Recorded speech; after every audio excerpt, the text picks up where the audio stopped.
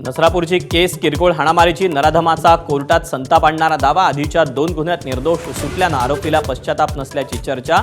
गुन्ह्याचा तपास आता एसआयटीकडे। मुलीला न्याय मिळेपर्यंत राजकीय नेत्यांनी भेटायला येऊ नये, नसरापूरच्या पीडितेच्या वडिलांची विनंती।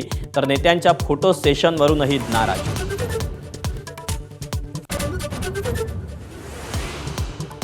नसरापूरच्या नराधमाला कठोर शिक्षेसाठी सरकार कटिबद्ध, मुख्यमंत्र्यांची ग्वाही।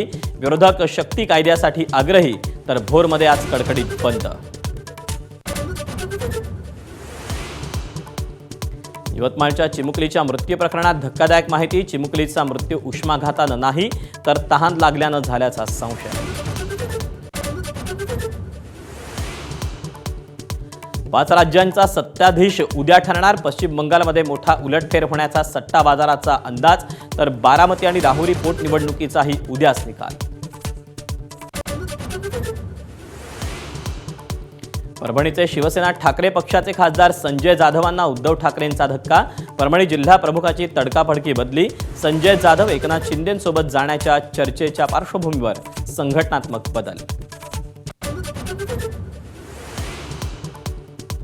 हिंगोली, बीड आणि धाराशिवमध्ये अनेक पेट्रोल पंप इंधनाविना बंद।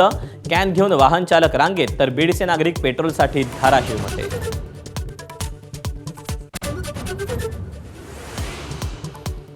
मिसिंग लिंकवर नागरिकांना सेल्फीचा सोस आवरेना। घाटातला बोगदा संपताच वाहन चालकांची सेल्फीसाठी झुंबड, तर पोलिसांकडून कारवाईला सुरुवात।